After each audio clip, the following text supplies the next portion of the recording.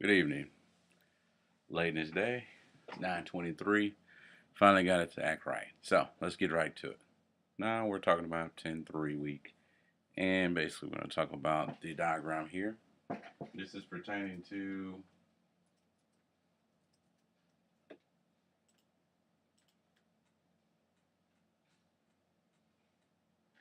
genetic algorithms for this week. I chose this diagram. It's a cystic fibrosis diagram and genetic breakdown. Of course, I call my genetic breakdown correction is going to be toxic saliva, kind of like Komodo dragon. Sorry. And of course, we know that's not true, but we're creating some. So let's just keep it simple. And of course, make sure that it goes in line with this diagram. According to our learning, last module 10, of course, we discussed quite a bit here. And thankfully, this is the last one. We talked about a discussion board, actual general questions. And we basically, want to keep it simple like the professor said. Of course, TS is toxic saliva, and CEC is basically cystic fibrosis. But we're going to stick with the TS part, in which it represents the population in crossover, P little c, and then the mutation probability of P little m. And that's pretty much of step one. Step two, you're going to find your fitness function, and it is easy, and it's basically break down the concept. Of course, going to the very top of the two couples up here, you got one and left, top left, and top right. And basically, the male on this side, top left, has the carrier, and the female on this side is the carrier.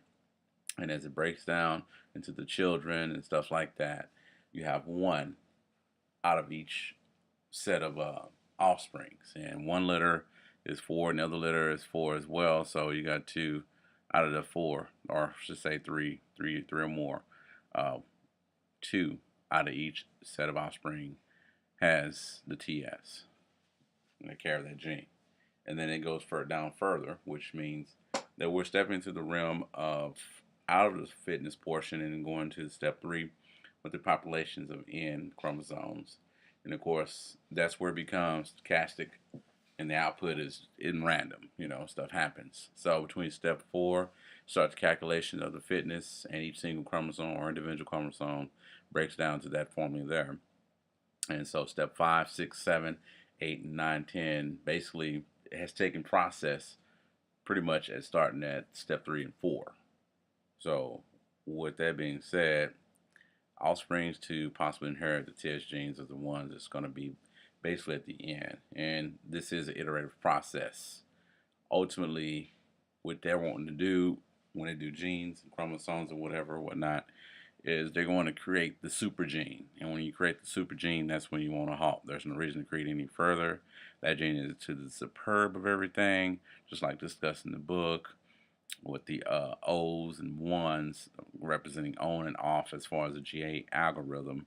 Same process, is just on a computer-based form. It's technical at this point. In this case, we're talking about artificial intelligence. So with your crossover, your representation, population N, and P, and P little c, and the mutation of probability P little m, going down the outline, basically the chromosome structure is a chromosome that represents that, and that form of solution is step one.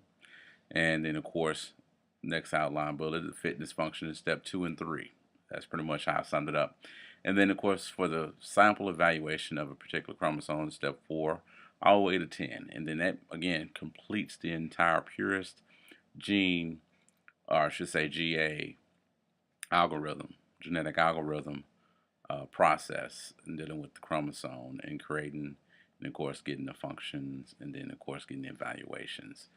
And the best chromosome gene type, and then the halt creation. Basically, at that point, you're going to halt the creation because of what I just said before. No need to repeat. I do talk in circles, so please forgive me. And that is the gist of the whole thing. It's not complicated from my understanding, unless we get into other stuff like the stochastic process. And then, of course, at that point, my brain is at a whirlwind. And I was advised to not make it complicated, so we're going to end it there. Have yourself a good weekend, or I should say a good week. And thank you for having me in your class, Professor. And I appreciate everything you've done, and I'm going to end it right there.